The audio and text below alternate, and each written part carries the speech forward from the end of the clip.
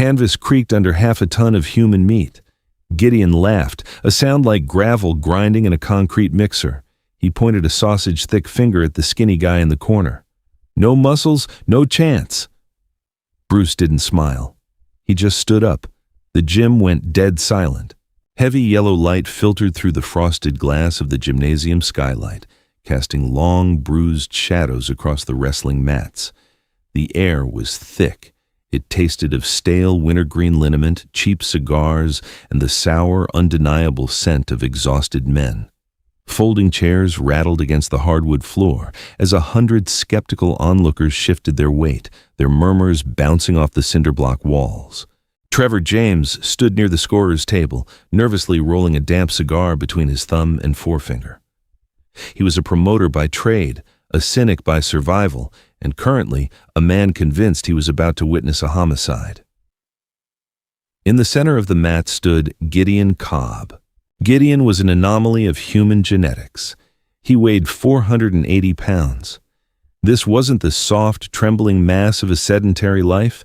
It was the dense, packed bulk of a former collegiate heavyweight who had simply never stopped growing. His neck was a stump of roped muscle merging directly into shoulders broad enough to eclipse a doorway. Sweat sheeted down his pale, hairy chest, dripping onto the blue canvas with steady, heavy taps. He had spent the last 40 minutes treating local judo instructors and heavyweight boxers like defective toys. Gideon didn't use complex technique. He didn't need to. He used gravity. He used bone-crushing, suffocating mass. A man grabbed him, and Gideon simply leaned forward, absorbing their strikes like a sponge taking on water, before wrapping his arms around their ribs and squeezing until the air left their lungs in a pathetic, high-pitched hiss. Trevor swallowed hard, his throat dry. He looked past Gideon, past the cheering, bloodthirsty crowd of dock workers and gym rats, to the far corner of the room. Sitting on a flimsy metal chair, holding a paper cup of tepid water, was Bruce. He looked entirely out of place. Wearing loose black trousers and a plain white t-shirt, he seemed almost fragile in the harsh, unflattering light of the gym. He weighed exactly 135 pounds. To the naked eye, there was nothing remarkable about him. No bulging biceps tearing through his sleeves, no thick cauliflower ears, no swaggering bravado. He was just a slim, quiet man who had been invited by Trevor to demonstrate a new philosophy of movement, a favor to a mutual acquaintance that Trevor now deeply regretted. Gideon dropped his latest victim, a 220-pound amateur wrestler named Frank, onto the mat. Frank didn't get up immediately. He lay on his side, gasping, clutching his bruised ribs as his face flushed a dangerous shade of plum. The crowd laughed. It was an ugly sound. The kind of laughter that comes from men who find comfort in the brutal simplicity of physics. Big destroys small. Gideon wiped a massive forearm across his brow, smearing a mixture of sweat and Frank's blood. His chest heaved, his lungs fighting against the immense weight of his own rib cage. Being 480 pounds was a constant aching war against gravity. His knees throbbed with a dull, persistent fire. His lower back felt packed with broken glass. But he hid the pain behind a mask of sneering invulnerability. He looked around the room, his small, dark eyes scanning the perimeter, until they locked onto the man in the corner. "That's him?" Gideon's voice was a deep, guttural rumble that vibrated in the chests of the men sitting in the front row. He didn't point. He just stared. Trevor flinched, instinctively taking a half-step backward. "Gideon, listen, it's just an exhibition, a demonstration of mechanics." "Mechanics!" Gideon interrupted, spitting a wad of phlegm onto the edge of the mat. He turned his massive body fully toward Bruce. "I was told I was coming here to see a master, some kind of lethal weapon." Bruce didn't react. He took a small sip from his paper cup. His face was completely neutral, an unreadable mask that somehow infuriated Gideon more than an insult would have. "Look at him!" Gideon barked, turning to the crowd. He threw his arms out wide. "Look at the twigs on this one. I've eaten steaks bigger than his thighs. He's got no chest, no back, no muscles, no chance." The crowd chuckled, a low, cruel wave of sound. Trevor felt a knot of pure panic tighten in his gut. He had seen what happened when men let their pride override their self-preservation. "Bruce," Trevor hissed under his breath, hoping the younger man would just pack up his bag and walk out the back door. It wouldn't be cowardice. It would be basic arithmetic. 135 against 480. It was suicide. But Bruce didn't leave. He lowered the paper cup to the floor. He didn't slam it. He placed it down with deliberate, almost maddening care. Then he stood up. There was no theatricality in the movement, no dramatic sigh, no cracking of knuckles. He just rose from the chair. Yet, something in the gym shifted. The temperature didn't drop, the lights didn't flicker, but a sudden suffocating quiet descended over the bleachers. The laughter died in the throats of the dock workers. When Bruce stood, the illusion of his fragility dissolved. It wasn't that he suddenly looked bigger. He was still a slight man. But the way he held his skeletal structure was profoundly unsettling. His shoulders were entirely relaxed, sloping downward. His spine was perfectly straight, stacking his weight effortlessly over his hips. He didn't stand like a fighter bracing for a brawl. He stood like a man waiting for a bus. And that was terrifying. Gideon felt a strange, cold prickle at the base of his thick neck. He hated the feeling. It was the instinct of a large predator recognizing something venomous. He shoved the feeling down, letting his anger mask his sudden, inexplicable unease. "You want to demonstrate something, Skinny?" Gideon challenged, slapping his massive palms against his own thighs, a sound like gunshots echoing in the quiet room. "Demonstrate it on me. Show me how your mechanics stop half a ton of reality." Bruce stepped forward. His canvas shoes made no sound on the hardwood floor. Trevor wanted to intervene. He opened his mouth to call the whole thing off, to shout that the exhibition was canceled, but his voice caught in his throat. He was paralyzed, entirely captivated by the strange magnetic pull of the impending disaster. Bruce stopped at the edge of the blue wrestling mat. He looked up at Gideon. The height difference was absurd. Gideon stood 6'4", a mountain of sweat-slicked flesh, his chest rising and falling heavily. Bruce stood 5'7", his breathing completely invisible beneath his white cotton shirt. "You do not need muscles to generate force," Bruce said. His voice was calm, pitched at a conversational volume, yet it carried clearly to the back row. He had a slight accent, crisp and deliberate. "Muscles tire, muscles tear. Force is about structure, it's about the floor." Gideon scoffed, a wet, ugly sound. "The floor ain't gonna help you when I snap you in half." "We will not fight," Bruce said simply. Gideon's brow furrowed. "Scared?" "Practical," Bruce corrected. "If I strike you to the throat or the eyes, your weight does not matter.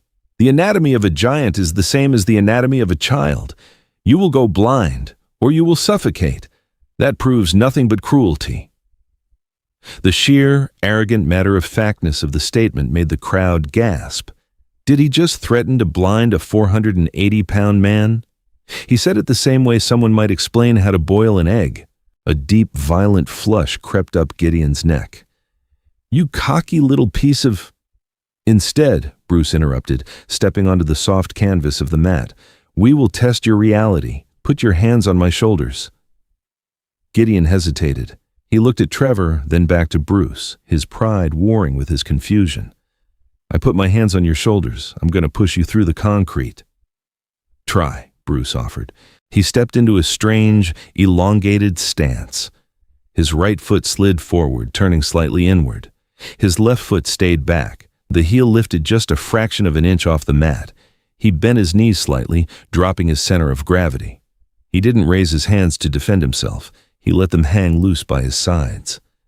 "Push me backward," Bruce instructed. Gideon bared his teeth. He stepped forward, the mat compressing deeply under his massive boots. He raised his arms, his hands the size of dinner plates, and placed them heavy on Bruce's shoulders. The moment skin met fabric, Trevor stopped breathing. Gideon expected Bruce to brace, to flex, to resist. But there was no resistance. Bruce's shoulders felt terrifyingly loose, like holding onto the handles of a heavy, unlatched door. "Ready?" Bruce asked softly. "I'm going to break your collarbones," Gideon growled. He pushed. He didn't shove. He leaned his massive weight forward, driving from his thick, aching knees, channeling hundreds of pounds of pressure directly into the smaller man's frame. It was the same push that had sent the 250-pound judo instructor skidding across the room. Bruce didn't move. He didn't slide back an inch. He didn't grunt. His face remained infuriatingly placid. Gideon blinked. The sensation beneath his hands was completely wrong. It didn't feel like he was pushing a man. It felt like he had placed his hands against a reinforced steel pylon buried deep into the earth's crust. The crowd leaned in. The silence was absolute, broken only by the heavy-labored wheezing of Gideon's breathing. "Push," Bruce whispered. Gideon roared. He widened his stance and threw his entire upper body into the effort. The veins on his thick neck bulged, turning a dark, dangerous purple. Sweat sprayed from his face. His massive thigh muscles trembled, tearing at the fabric of his wrestling trunks. He was giving it everything, burning through his oxygen, pushing with enough force to tip a small car. Bruce's eyes remained locked on Gideon's collarbone. Beneath the thin white t-shirt, Trevor could see the subtle, incredibly complex mechanics of Bruce's body working. It wasn't about brawn. It was geometry. Bruce had aligned his bones perfectly. The force Gideon applied to Bruce's shoulders traveled down Bruce's spine, split across his pelvis, channeled down the femur of his rear leg, and drove directly into the floor. Bruce wasn't fighting the push. He was acting as a conduit, redirecting Gideon's mass straight into the concrete foundation beneath the mat. The harder Gideon pushed, the more securely Bruce was rooted to the ground. "You're fighting the planet," Bruce said, his voice entirely unbothered by the immense strain. "You cannot outpush the ground." Panic, raw, cold, and utterly unfamiliar, began to claw at the edges of Gideon's mind. His massive shoulders ached. His lower back was screaming. He was trapped in a feedback loop of his own wasted kinetic energy. He tried to adjust his grip, tried to shove downward to crush Bruce's spine, but the smaller man's posture instantly micro-adjusted. Bruce's hips shifted a fraction of an inch. Suddenly, the steel pylon wasn't just resisting, it was pushing back. Bruce didn't use his arms. He simply straightened his rear leg and rotated his hip forward.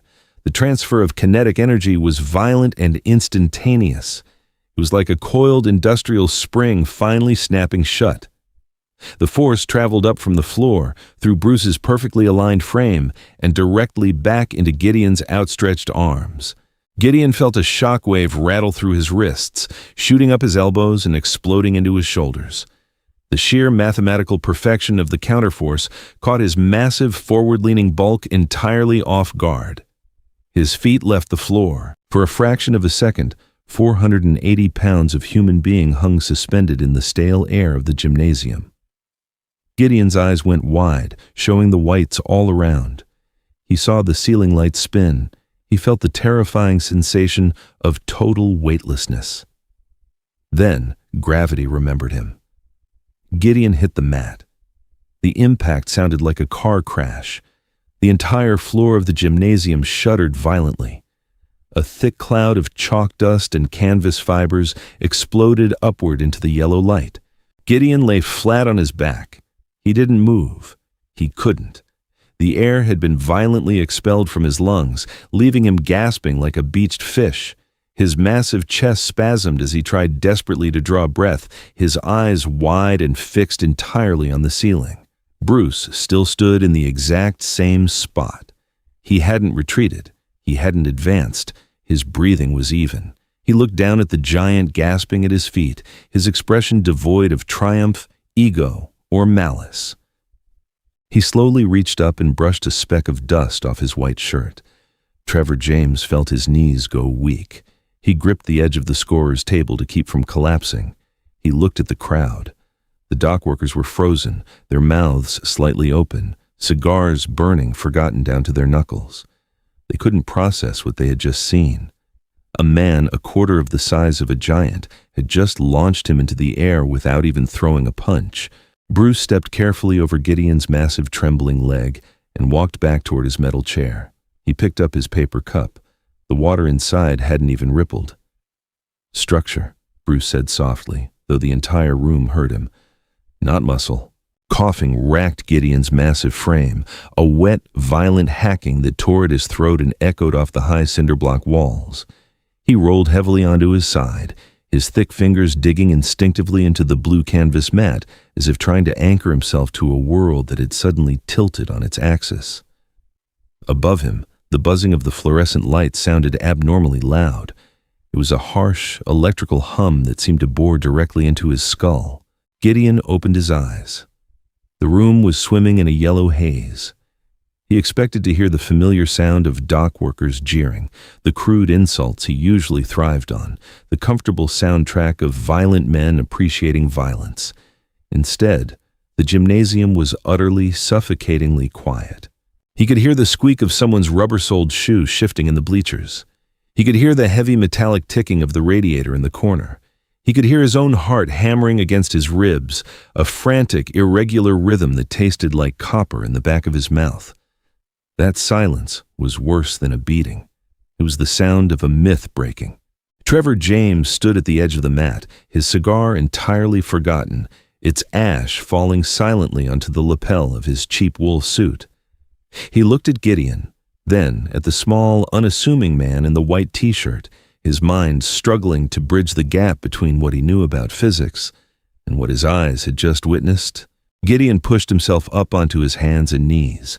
Every joint in his body protested. His lower back felt as though a hot iron had been pressed against the base of his spine. The air in his lungs burned.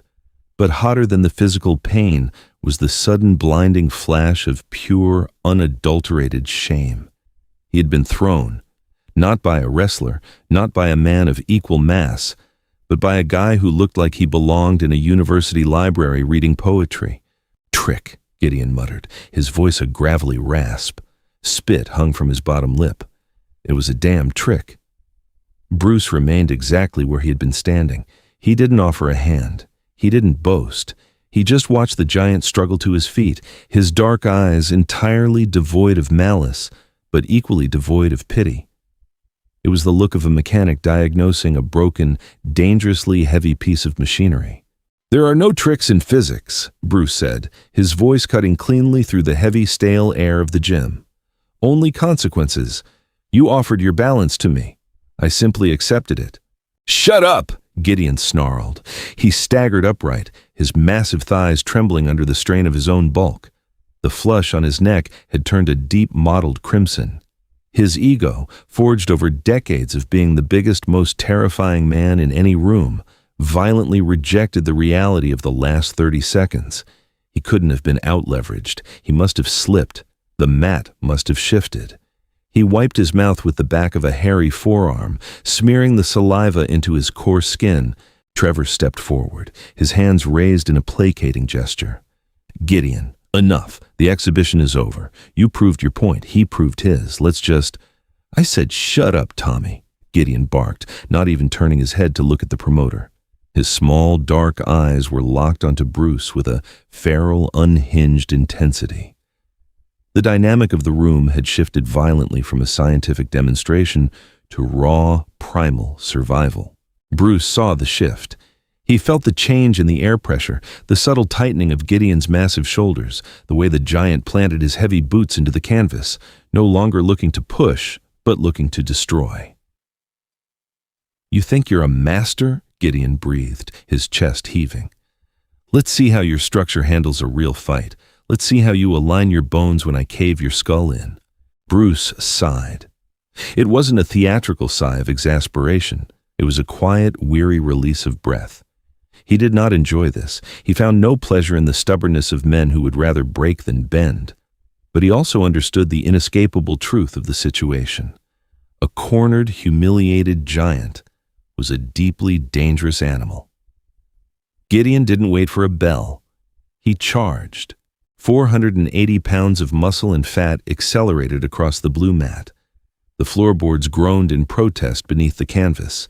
He threw a right hook, a looping, terrifying swing that contained enough kinetic energy to decapitate a horse.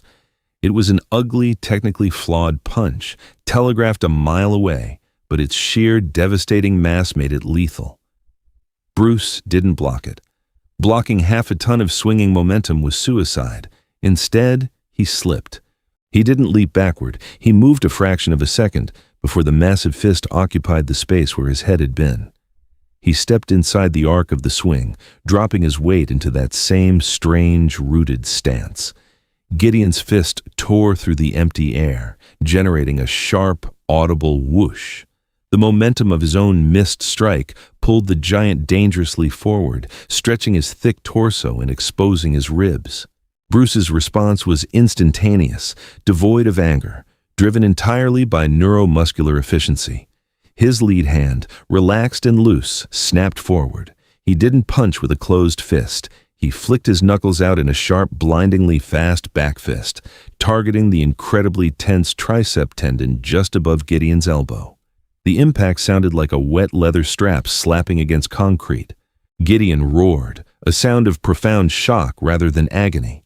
His massive right arm instantly went dead, the nerve paralyzed by the localized trauma of the strike. The limb dropped to his side, suddenly useless, a heavy, fleshy pendulum hanging from his shoulder. "You cannot fight the space," Bruce said quietly, shifting his footwork slightly as Gideon's momentum carried him clumsily past. "You are too heavy. By the time you decide to move, I'm already occupying the space you need." Panic finally pierced the thick armor of Gideon's rage. He stumbled and caught his balance near the edge of the mat, clutching his numb right arm with his left hand. The limb felt as though it had been packed in ice and violently struck with a ball-peen hammer. He turned around, his breathing ragged, his lungs whistling as they fought to draw oxygen into his massive chest. He looked at Bruce. The smaller man hadn't even broken a sweat. His white t-shirt was immaculate. He stood in the center of the mat, relaxed, balanced, an immovable point in the center of Gideon's collapsing universe. The crowd of dock workers was entirely silent. The men in the front row had instinctively leaned back in their folding chairs, suddenly terrified of the shock waves radiating from the center of the room. They weren't watching a fight anymore. They were watching a demolition. "I'm gonna kill you!" Gideon wheezed, but the absolute certainty was gone from his voice. It was a desperate, hollow threat. He couldn't use his right arm. He couldn't swing.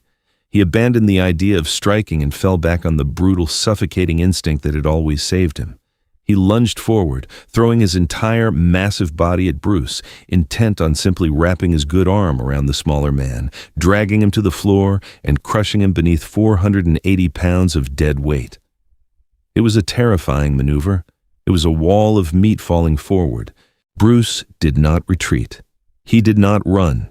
He stepped directly into the avalanche. As Gideon lunged, Bruce dropped his center of gravity aggressively, his lead knee bending, his rear leg locking straight. He intercepted Gideon's forward motion before the giant could fully extend his arms.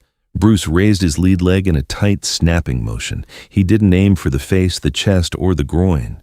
He aimed for the mechanical foundation of the giant's mass. His canvas shoe drove cleanly and with surgical precision into the soft hollow just above Gideon's kneecap, right where the heavy thigh muscles met the joint. Bruce didn't kick to break the bone. He kicked to buckle the hinge. Gideon's massive leg instantly folded beneath him. The joint simply gave way, unable to support the hundreds of pounds of downward pressure combined with the sharp lateral force of Bruce's interception. Gideon pitched forward, his balance entirely destroyed. As his enormous head and chest dropped into Bruce's striking range, Bruce pivoted his hips, generating torque from the floorboards up. He chambered his right fist, holding it vertical, knuckles aligned, stopping it exactly 1 inch away from the center of Gideon's massive chest, directly over the solar plexus. For a microsecond, time in the gymnasium seemed to stop. Trevor James held his breath. The dust motes hung suspended in the heavy yellow light. Then, Bruce uncoiled. It wasn't a punch in the traditional sense. It was a violent, structural expansion. Bruce's entire body moved as a single, perfectly synchronized unit. His rear heel drove into the mat, his hips snapped forward, his shoulder rotated, and his arm extended, transferring the entire kinetic weight of his 135-pound frame through a 1-inch space directly into the diaphragm of the giant. The impact sounded dull, a heavy, resonant thud that echoed in the chest cavities of the men sitting 10 feet away. Gideon's forward momentum violently arrested. His eyes bulged wide, the whites veined with sudden red. His mouth opened, but no sound came out. The strike had momentarily paralyzed his diaphragm, forcing all the oxygen from his lungs in a silent, agonizing rush, while simultaneously shocking the cluster of nerves in his solar plexus. The giant's massive body crumpled. He didn't fall backward. He simply collapsed straight down, a terrifying, uncoordinated surrender to gravity. He hit the blue canvas with a floor-shaking crash, rolling onto his side, clutching his massive chest with his good hand, his mouth opening and closing like a suffocating fish. He was conscious, but he was entirely, utterly incapacitated. Bruce slowly withdrew his fist. He relaxed his stance, standing over the fallen monolith. His breathing was still even, his pulse was steady. He looked down at Gideon for a long moment. He didn't gloat. He didn't play to the crowd. He looked profoundly disappointed by the necessity of the violence. "Force," Bruce said quietly, looking down at the gasping man, "is not a matter of size. It is a matter of truth. Your size lied to you. It told you that you were immovable, but the larger the object, the harder it is to control its own center." Gideon couldn't answer. He could only wheeze, a thin, pathetic squeak of air pushing past his lips as he fought against the paralyzing shock in his chest. The pain was secondary to the absolute, crushing realization of his own helplessness. Trevor James finally broke out of his paralysis.